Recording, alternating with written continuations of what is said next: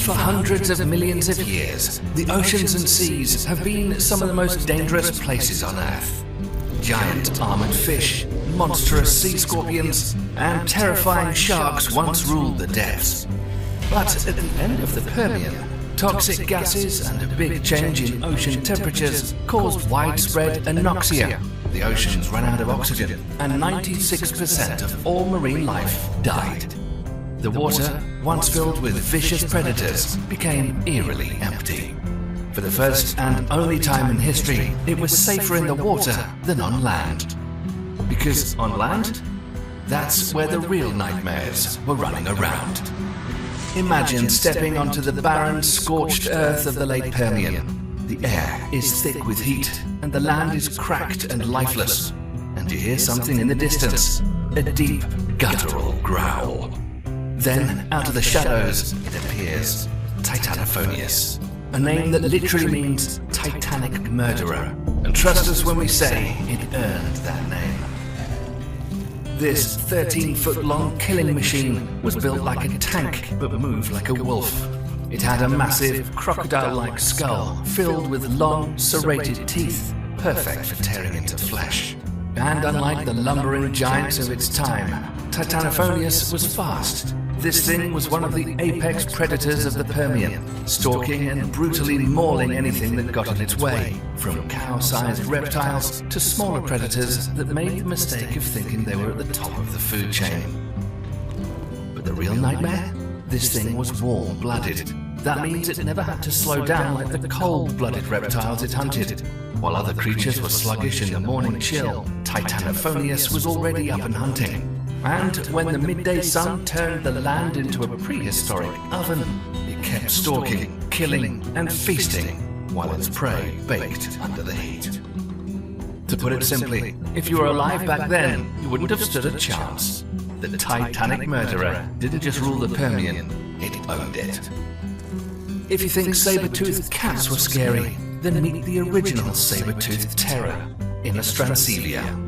This thing was a walking death machine, and if you were unlucky enough to be alive in the late Permian, you'd have a much better chance in the ocean than running into this beast on land.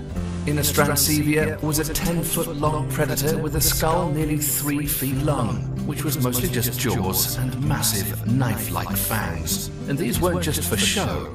These saber teeth were built to puncture straight through thick hides and tear open the throats of its prey. Once this thing got its jaws around something, it was game over. And here's the real kicker. It wasn't a reptile. It was a therapsid, a member of the group that would eventually evolve into mammals. That means this monster was more closely related to you than to the dinosaurs. Yeah, let that sink in for a second. This apex predator was the king of its time, hunting down giant, armored plant eaters, and even going after other predators when it had to. Nothing was safe from Innostrancevia, and the worst part, it was fast. This wasn't some slow, lumbering beast. This thing could chase you down and rip you apart before you even knew what was happening. If you were stuck in the Permian, you'd pray you'd never see one of these heading your way, because if you did, it would be the last thing you ever saw.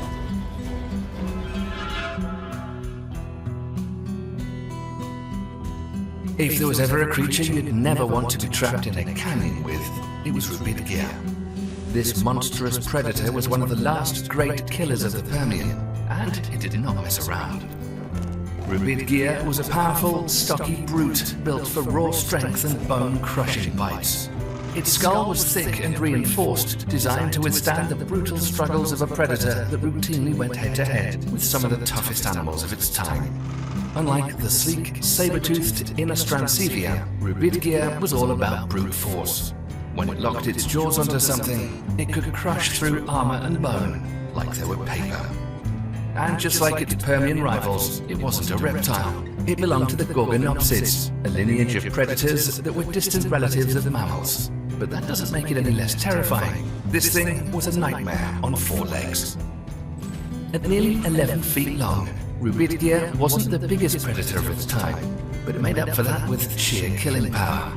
It was a dominant apex predator capable of taking down enormous prey, even fighting off other Gorgonopsids in a battle for territory. If you ended up in its sights, there was no outrunning it, no fighting it off, just a swift, brutal end. If you thought that the Titanic murderer or the saber-toothed nightmare were bad, then meet the tank that could kill you in one hit, Ankylosaurus. This massive, heavily built predator wasn't just another killer in the Permian, it was one of the largest and most powerful land carnivores of its time. At around 20 foot long and weighing nearly 1,800 pounds, Ankylosaurus was built like a battering ram with teeth. Its head alone was over 3 feet long, armed with thick, crushing jaws and huge, serrated teeth designed to rip through flesh and bone with terrifying efficiency. Unlike some of the more agile predators of its time, Ankylosaurus didn't rely on speed, it relied on raw, overwhelming force. It could slam into prey with its massive skull, delivering a concussion-inducing headbutt before going in for the kill. Its jaws were so powerful that one bite could shatter bones and rip through thick hides, meaning even the toughest prey didn't stand a chance. And just to make things worse, it wasn't slow. For years, it was assumed that Ankylosaurus was a sluggish ambush predator, but new studies suggest it was actually surprisingly fast for its size. So, not only was it built like a bulldozer, it could also chase you down and destroy you before you even had time to react. If you were dropped into the Permian and somehow avoided all the other killers, Ankylosaurus would be the one to finally get you, and it wouldn't even break a sweat doing it. If some of the other predators on this list were bruisers that relied on brute force, then Sauropterus was the cold, calculating killer that would silently stalk you before striking with precision. At around 10 feet long, Sauropterus wasn't the biggest predator of its time, but it didn't have to be. It had a sleek, streamlined build, making it agile and fast, perfect for chasing down prey or ambushing anything unlucky enough to wander into its territory. Unlike some of the bulkier gorgonopsids, Sauropterus had a narrower, more elongated skull, meaning it could snap its jaws shut with lightning speed. And once it bit down, it wasn't letting go. Its saber-like teeth weren't just for show either. They were perfectly designed to pierce through thick hides and deliver a fatal bite. And since Sauropterus was likely an opportunistic hunter, it wasn't above scavenging or even attacking wounded predators if it meant an easy meal. But what made Sauropterus especially terrifying? It could hunt in the dark. Evidence suggests that it had well-developed eyesight, possibly allowing it to be active at dawn, dusk, or even full-on night. So, if you were in the Permian, it wouldn't just be daytime predators you had to worry about. Sauropterus might be lurking in the shadows, watching you, waiting for the perfect moment to strike. If you somehow survived the hulking brute force of Ankylosaurus or the stealthy ambush of Sauropterus, then Viatkagorgon was the predator that would finish the job with a smile. At around 3 feet long, it was nowhere near the size of the other gorgonopsids, but don't let that fool you. This thing was still a deadly predator. Viatkagorgon was part of the same terrifying lineage as Rubidgia and Inostrancidia, but it was smaller, faster, and just as deadly. What made it truly unsettling, though? Its skull. Viatkagorgon had a wide, almost grinning face, making it look eerily different from its saber-toothed cousins. But behind that unsettling grin were razor-sharp fangs and a bite strong enough to rip through flesh with ease. It may not have been the top predator in its environment, but it was agile, efficient, and perfectly capable of taking down smaller prey or scavenging from larger kills. And just like other gorgonopsids, it wasn't a reptile. It was a distant relative of mammals.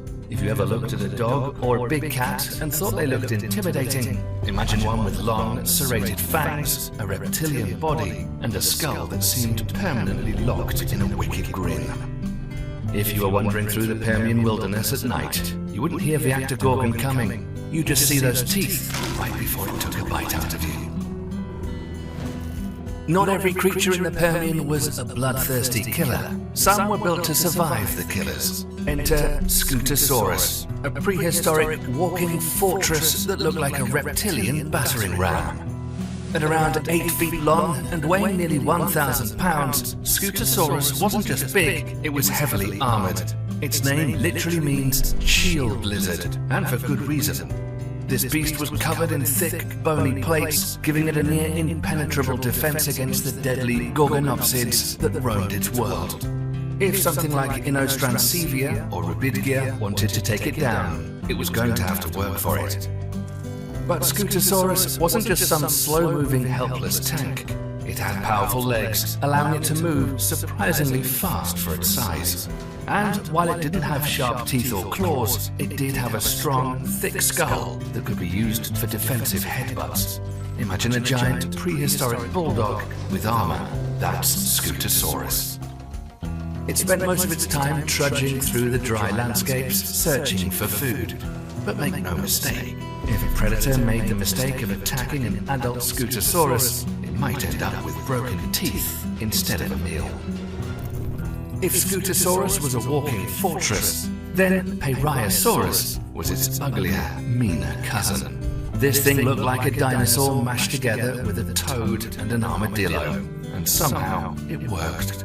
At around 10 feet long and weighing up to 2,000 pounds, Pyrrhiasaurus was a slow-moving, plant-eating tank covered in thick, bony armor plates. It wasn't built for speed. It didn't need to be. Most predators of the time probably took one look at its lumpy, armored hide and massive bulk and thought, not worth it. And even if something like a gorgonopsid did try to take a bite, good luck getting through the armor. Those bony plates weren't just for show. They acted like prehistoric body armor, making Pyrrhiasaurus one of the toughest animals of its time. Its face? A nightmare. It had a wide, flattened skull, a mouth full of strangely shaped teeth, and bony ridges and knobs all over its head, making it look like a monster straight out of a bad dream. But that ugly mug wasn't just for show. It may have helped deter predators or even been used for headbutting battles with rivals. Pyrrhiasaurus was one of the last great herbivores of the Permian, lumbering through the ancient landscapes like a prehistoric tank with legs. But no amount of armor could protect it from what was coming. When the Permian mass extinction hit, this armored giant, along with nearly everything else, vanished forever. If you thought Scutosaurus and Pyrrhiasaurus were strange, wait till you meet Muscops, a creature that looked like someone tried to build a hippopotamus out of spare parts and then gave up halfway through.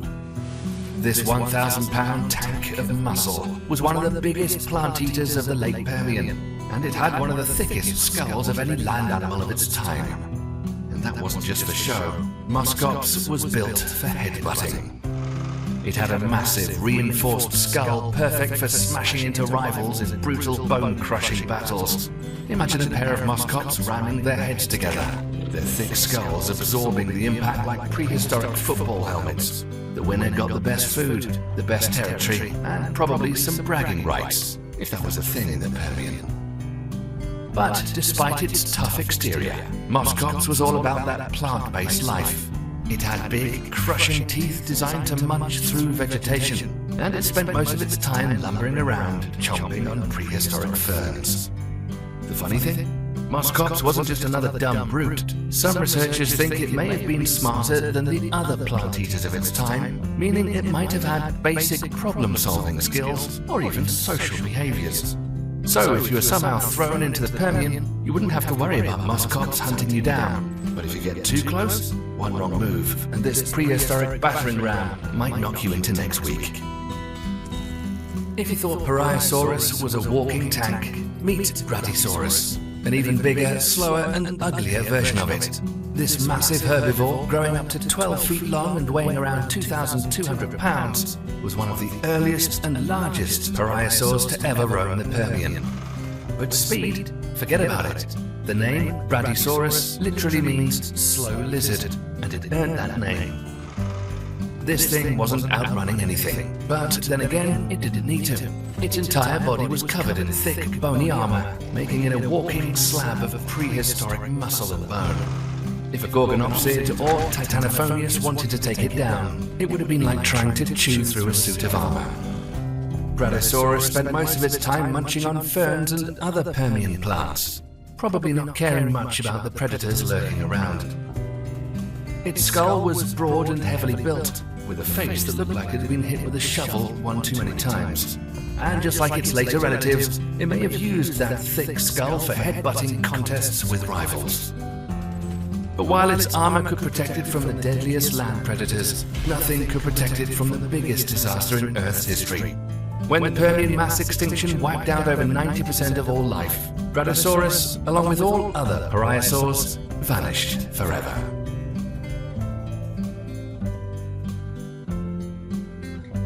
As terrifying as the land predators of the Lopingian were, they weren't the only nightmare fuel stalking the ancient world. The skies and forests were still crawling with giant insects, leftover relics from an earlier time, when oxygen levels were higher and arthropods could grow to monstrous sizes. Some of these creatures may have even crossed paths with the beasts we've just talked about. Maybe a Titanophobia snapped at a massive dragonfly, like Meganeiropsis as it hovered too close. Or perhaps a muskox, using its thick skull to bash through dense foliage, disturbed a nest of arm-length millipedes and giant scorpions lurking beneath the undergrowth. But while the era of giant insects was fading, they weren't gone just yet. And if you thought the land predators were terrifying, just wait until you see what was still crawling and flying around during the late Permian.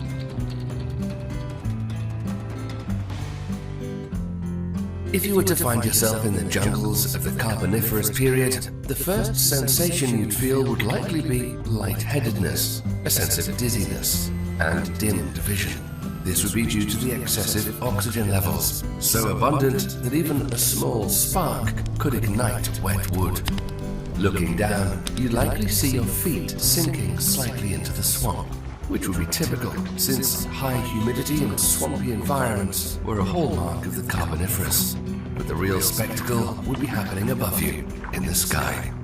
If you lifted your gaze, you'd see something similar to birds flying overhead, their wings emitting a loud buzzing sound and a noticeable vibration in the air.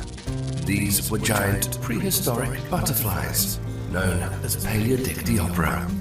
The wingspan of a typical representative of this species averaged 16 inches, with the largest specimens reaching up to 22 inches, nearly 10 times the size of modern flying insects. Paleodictyoptera were among the largest winged creatures of the Carboniferous. Their name, meaning ancient netted wing, refers to their intricate wing patterns, which resembled a delicate mesh. In addition to two standard pairs of wings with vibrant patterns, these insects also had small projections near their heads that may have acted as stabilizers during flight. On their heads they bore a proboscis used for consuming plant fluids, an early example of adaptation to this type of feeding style. Aside from their huge size, Paleodictyoptera had no way to intimidate you. They were harmless herbivores, interested only in the nutrient-rich juices of plants. The same could not be said of a ground-dwelling predator of the Carboniferous, posing a deathly threat to anything in its path. You wouldn't have trouble spotting it, since it was the largest scorpion in the planet's history, known as Pulmonoscorpius curtinensis. It reached up to 28 inches in length.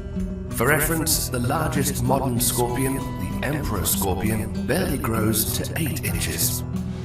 Pulmonoscorpius had a massive body covered with a chitinous exoskeleton, providing excellent protection from other predators. Its large, powerful pincers, equipped with sharp claws, allowed it to catch and hold prey. Meanwhile, its curved tail with a venomous stinger served as a death sentence for the prey captured under the pressure of the pincers. Pulmonoscorpius was an active predator that, as a rule, hunted smaller arthropods, mollusks, amphibians, and reptiles. Found both on land and in water, its adaptation to the water environment made it thrive as a predator in ancient seas. And if you wouldn't have trouble noticing this giant scorpion the size of a bull terrier, it would also easily spot you. It had 2 pairs of eyes, 2 set centrally for spatial perception, and another lateral pair likely for detecting light. Additionally, it may have had sensory receptors on its body, further enhancing its ability to navigate and locate prey. If you didn't consider yourself an arachnophobe before encountering this nearly 30-inch venomous scorpion, you might develop a newfound fear. But for now, let's return to the Carboniferous skies, where in addition to benign prehistoric butterflies, like Paleodictyopora, we encounter winged predators. This predator would look strikingly familiar, as its descendants are around today. Dragonflies, except these were anomalously gigantic, over 10 times larger than their modern relatives.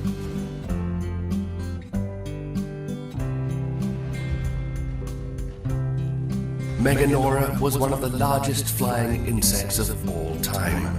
Looking at it, it's not that different from a regular dragonfly, albeit giant. And it kind of is.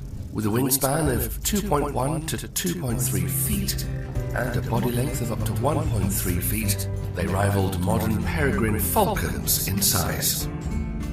Over 300 million years ago, these giant insects were fearsome aerial hunters.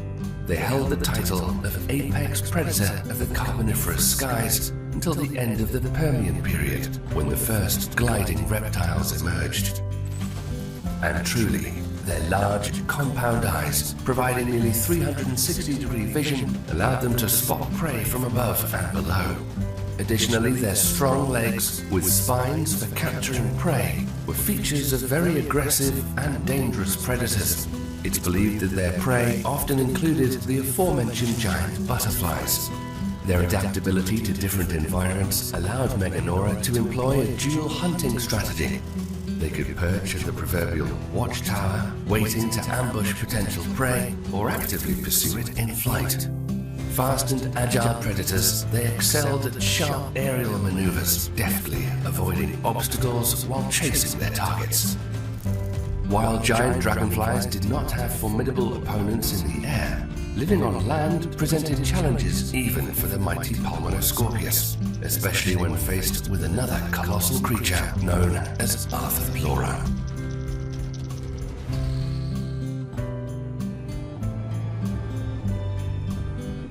A titan among terrestrial invertebrates, Arthroplora could terrify anyone with its appearance and size. It's the largest millipede ever to exist, and simultaneously the largest terrestrial invertebrate in Earth's history.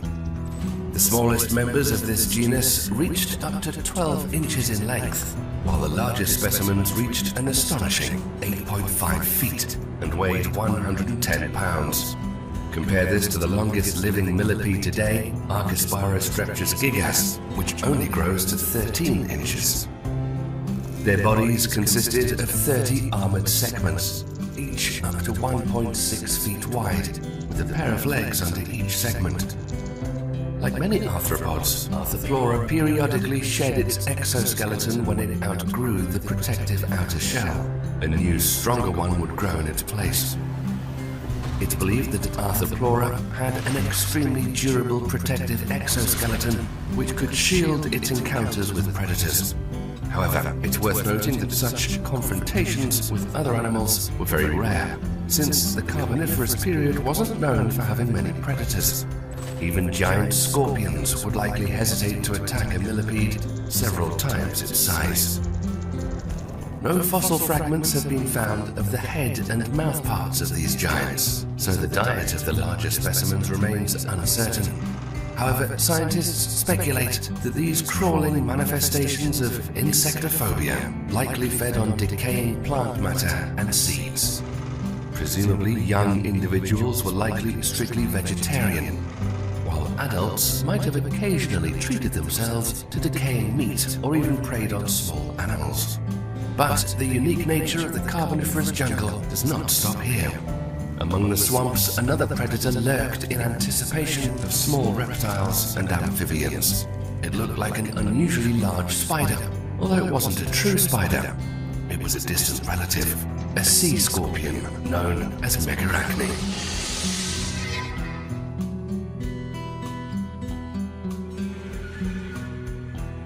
Its incredible resemblance to spiders initially misled paleontologists when they first came across its fossilized remains, prompting them to presumably give it the name of Megarachne, which translates to big spider.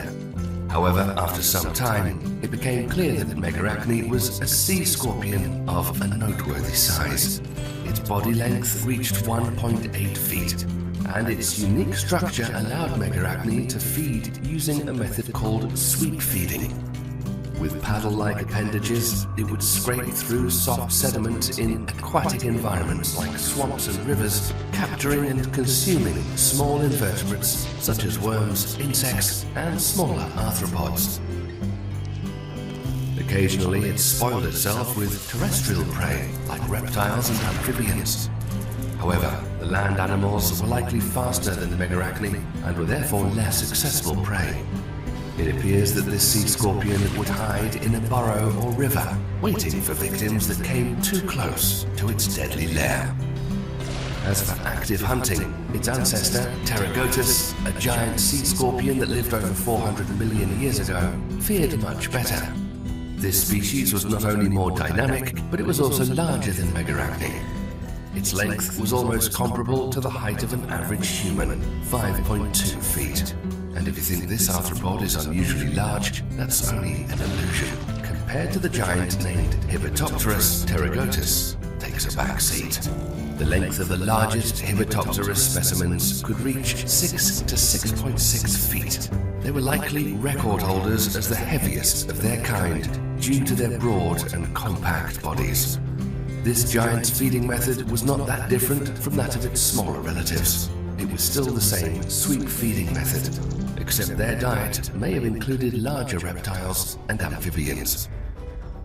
And no, this still isn't the limit for giant arthropods.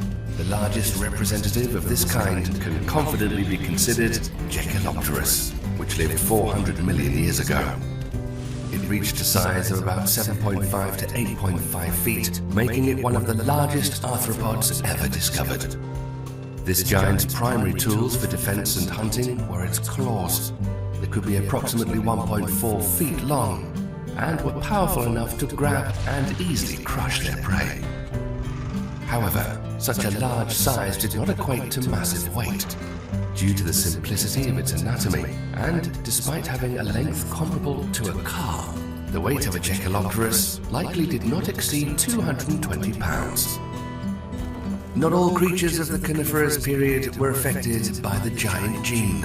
Amid the humid prehistoric jungle, where enormous dragonflies filled the skies and the waters harbored giant scorpions, there were other beings, creatures so tiny you would struggle to spot them underfoot. Given the name Trigonautabida, these can be considered prototypes of the first spiders in history. The smallest members of the species were just a few millimeters long, while the largest grew to 2 inches. These were the earliest terrestrial arachnids known to science. Having appeared over 400 million years ago, long before the Carboniferous period, they were fully adapted to breathing air and no longer dependent on water. Their appearance was not too dissimilar to modern spiders. The body was divided into a cephalothorax and an abdomen segmented and covered in chitinous plates. Their legs were also similar to spiders. However, unlike modern spiders, they could not spin webs. Their cephalothorax was protected by a carapace, earning them the nickname armored spiders. These were some of the smallest predators of their time, hunting soft-bodied invertebrates like worms, for example. They likely didn't use venom for hunting and instead relied on grabbing their prey with their legs, holding it in place to consume it. It's possible that they also fed on plants, not unlike certain mites that, for reference, had a similar appearance to Trigonautabida. The Carboniferous period was a playground for evolutionary experiments. Unique, gigantic, and often dangerous creatures dominated the air and land. Yet perhaps one of evolution's most fascinating experiments of this time period was conducted underwater, creating some of the most well-armored creatures of the era.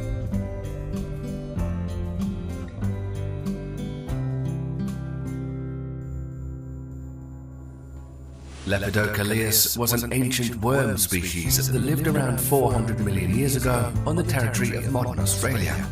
They thrived on shallow reefs and fed on organic waste. Measuring only a fraction of an inch in length, these creatures could only be observed in detail under a microscope.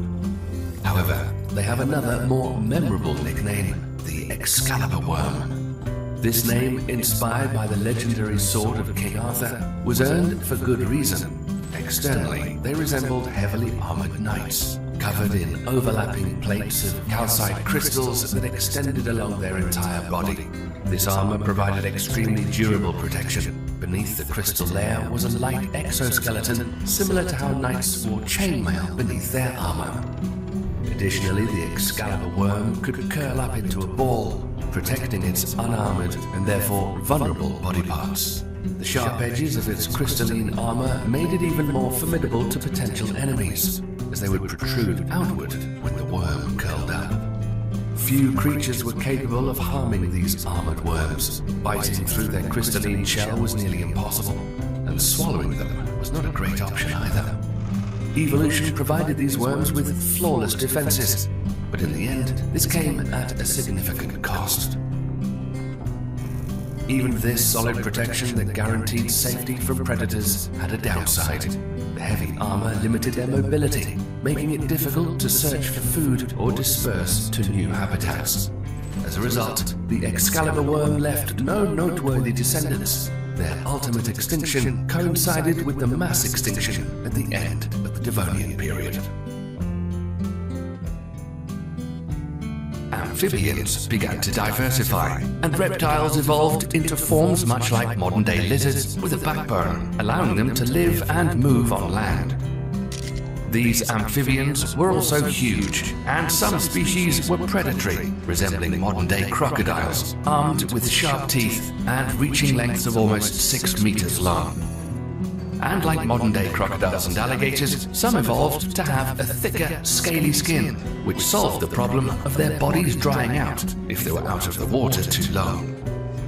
And for the first time, amphibians evolved to lay amniotic or air-breathing eggs on land. And that changed everything, since these animals could now live out of and away from water sources. The Carboniferous period gave way to the Permian period that began approximately 300 million years ago, just 50 million years before the dinosaurs. All the continents during this period existed as one large landmass called Pangaea. The first large plant-eating and meat-eating animals evolved during this time. Some of these creatures could be mistaken for dinosaurs, but they were actually more closely related to mammals and reptiles. One of these bizarre creatures was Diplocerapsis. It looked a little like a salamander that averaged around 1 meter long, but its head was shaped like a boomerang. Another new reptile on the planet was the iconic Dimetrodon, which grew to about 5 meters long and had a large sail on its back, which is likely used to regulate its body temperature. During the Permian period, mammals were increasing in dominance. The biggest of these were creatures classified as Gorgonopsians, which were a class of giant, bear-like animals that all had different teeth that were specialized for different functions. These animals could be either herbivores or carnivores and vary in size from less than a kilogram to more than a ton. One group of these creatures were known as cynodonts. Their name means dog-like teeth, and these animals had social behavior, and there is some fossil evidence that shows they hunted in packs. In the oceans, fish with true bony skeletons evolved. Sharks and rays flourished, as well as sponges and coral. On land, insects evolved with adapted mouthparts that allowed them to pierce and suck. But around 252 million years ago, the Permian era came to an abrupt end by a cataclysmic event that caused mass extinction. In 2001, scientists made a chilling discovery. A massive comet or asteroid, similar to the one that put an end to the dinosaurs, wiped out the giant reptile predecessors 200 million years earlier. But how did scientists come to this conclusion? Molecules of helium and argon gas were found locked in carbon in high proportions that could have only come from space. It's estimated that the asteroid or comet was between 6 and 12 kilometers wide in diameter. Researchers say the strike would have released the energy 1 million times greater than the biggest earthquake of the last century. Aside from this discovery, there's some evidence that current-day Siberia and China experienced volcanic eruptions on an unimaginably massive scale, and those eruptions created dust and ash clouds that blocked out sunlight. Not only that, but over 1 million years, 3 million cubic kilometers of lava poured out of the ground, covering the entire planet in a layer 10 meters thick. The asteroid impact, combined with volcanic activity, was the proverbial blast from a double-barreled shotgun. The Earth was once again a very unhappy place. The combination of these two events resulted in what's called the Great Dying. 90% of all marine animals and 70% of all land animals that were alive during this time perished. The extinction event of the Permian-Triassic era 252 million years ago marked the beginning of the Mesozoic era of the Triassic, Jurassic and Cretaceous period, which lasted 186 million years. During the Triassic era, there was one vast supercontinent called Pangaea, which was mostly vast deserts with a hot and dry climate, surrounded by a huge ocean called Panthalassa. Dinosaurs would begin to evolve during the mid to late Triassic period. When we talk about dinosaurs, we immediately imagine towering and thundering animals like Tyrannosaurus rex. But new research shows that the dinosaurs and their pterosaur relatives evolved from extremely small ancestors. Proof of this theory was discovered in Madagascar, when a newly discovered reptile species was found. Named Congonophon kelly, or tiny bug slayer, it lived some 237 million years ago and stood just 10 centimeters tall. It's one of the first small animals found from the root of the Ornithodora family tree and is an important discovery. The miniaturization event in which it lived served as a survival strategy for early ornithodorans, and wear on its teeth showed the tiny creature preyed on insects. This eliminated the need for them to compete with their relatives for meat. Furthermore, researchers of this tiny dinosaur relative showed that feathers and other fuzzy skin coverings found on the later true dinosaurs and pterosaurs likely originated to protect the tiny dino ancestors from the extreme climate of the mid to late Triassic period when the first dinosaurs evolved. The Triassic marked the rise of the reptiles, mainly the archosaurs or ruling lizards, and therapsids or mammal-like reptiles. For reasons unknown, the archosaurs had an evolutionary edge, muscling out their mammal-like cousins and evolving by the mid to late Triassic into the first true dinosaurs, such as Eoraptor and Herrerasaurus. Dinosaurs were divided into two main branches: Saurischian, which means lizard-hipped, and Ornithischian, or bird-hipped dinosaurs. Eoraptor was at the root of the Saurischian family tree. It was only 91 centimeters long and weighed about 11 kilograms. It had long legs that allowed it to run fast, and its front paws had sharp claws that helped it to grab prey. Herrerasaurus was more advanced in evolution than the Eoraptor because it had a joint in its lower jaw. It had a large skull, and its jaws were armed with the sharp teeth of a carnivore. It averaged in length from 3 to 6 meters and had 5 fingers on each paw with blunt claws. Styracosaurus was another early true dinosaur that was about 2 meters long, with a large skull as long as its femur, and there were 13 to 14 sharp teeth in its upper and lower jaws. It has short front paws with 5 fingers. It had long hind legs that allowed it to run fast. Styracosaurus was a predator that weighed about 30 kilograms, and although this dinosaur was kind of small, it probably had no trouble dealing with larger prey. Eoraptor, Herrerasaurus and Styracosaurus are prime examples of the rapid evolution of predatory dinosaurs 225 million years ago. But at the same time, the first plant-eating dinosaurs appeared in the fossil record. Paisanosaurus was a 1-meter dinosaur that weighed 2 to 9 kilograms and had closely spaced teeth forming a continuous edge for grinding plant matter. By the late Triassic period, there were at least 15 different dinosaurs. During the Jurassic period, Earth's climate changed from hot and dry to a much more humid and subtropical climate. Forests of ferns, cycads and conifers began to cover the planet, and the air was warm, moist, with tropical breezes. During the beginning of this period, the breakup of the supercontinent Pangaea continued and accelerated. Laurasia, the northern half of the continent, broke up into North America and Eurasia. The southern half, called Gondwana, began to break up during the mid-Jurassic. The eastern parts, Antarctica, Madagascar, India and Australia, split off from the western half of Africa and South America. New oceans flooded the spaces in between. Huge mountains rose on the seafloor and pushed sea levels higher onto the continents. It was all this water that created the humid and subtropical climate. Deserts began to turn green. Palm tree-like cycads and conifer trees such as the araucaria and pine were abundant. The oceans became full of diverse and abundant life, and at the top of the ocean food chain were the marine reptiles. The plesiosaurs with their long necks and paddle-finned flippers.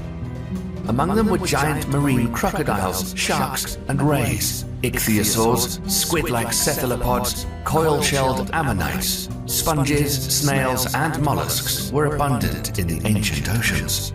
Coral reefs grew and expanded quickly in the warm waters, and microscopic plankton increased rapidly to the point that they may have turned parts of the ocean red.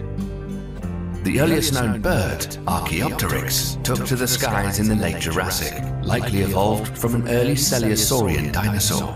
Archaeopteryx had to compete for airspace with pterosaurs, flying reptiles that had been buzzing the skies since the late Triassic. Meanwhile, insects such as leafhoppers and beetles were abundant, as many of Earth's earliest mammals scurried around the feet of dinosaurs. It was at this time that the dinosaurs began making their mark in a huge way. Literally. Small quadrupedal plant-eating dinosaurs gradually evolved into multi-ton giants. The plant-eating sauropod named Brachiosaurus was 16 meters tall and stretched out to around 26 meters long and could weigh as much as 25 tons. Another herbivorous sauropod giant named Diplodocus was 27 meters long and weighed between 30 to 50 tons. The sheer size of these dinosaur giants may have stopped the attacks of a bulky meat-eating dinosaur that walked on two powerful legs, who also lived during this time, the ominous Allosaurus.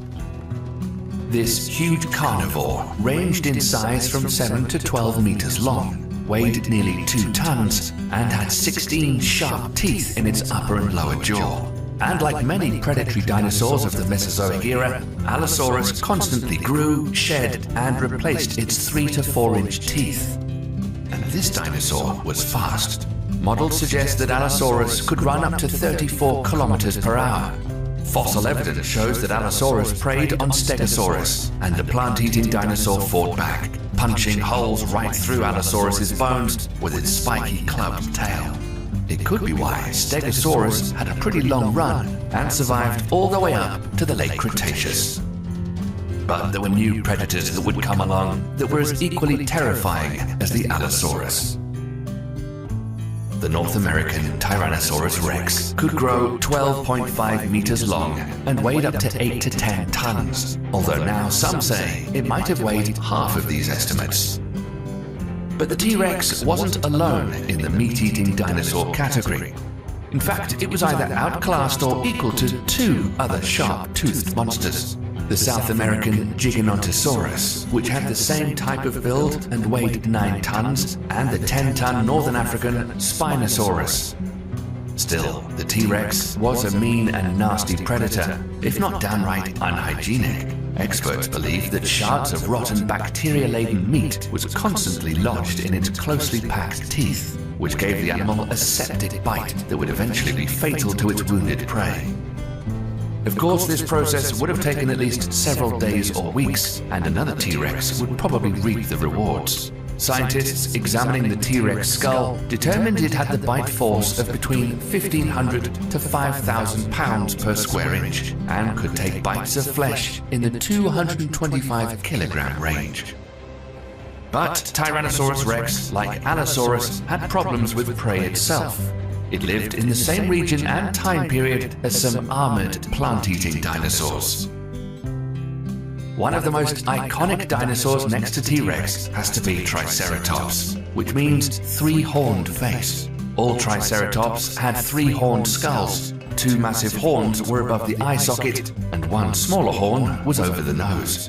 Weighing around 6.5 to 13 tons, the biggest Triceratops was 9 meters long from nose to tail. The tips of their shoulders were 3 meters off the ground. Triceratops had teeth arranged in dental batteries, and each individual tooth was stacked in a vertical column of 3 to 5 teeth. These formed rows with 36 to 40 tooth-loaded columns. This means that a single Triceratops could have 800 teeth at its disposal. It had a narrow beak and powerful jaws that allowed it to grind down tough vegetation and trees.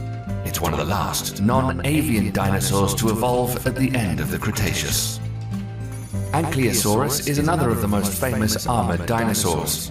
It was the largest ankylosauride and the last of its kind. It's thought to have lived right up to the end of the Cretaceous period.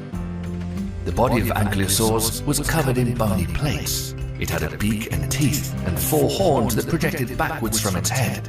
Its tail ended in a club, which provided protection from predators. This would have been useful, since Ankylosaurs lived alongside Tyrannosaurus rex and other meat-eating predators. At some point during the middle of the Cretaceous period, dinosaurs from the ornithopod family evolved into the popular hadrosaur, or duck-billed dinosaurs. They were large, oddly shaped, low-slung vegetation eaters with tough beaks on their snouts, which were used for shredding vegetation. These dinosaurs are believed to have lived in herds and were capable of walking on 2 legs. Sauropods became even bigger by the late Cretaceous period.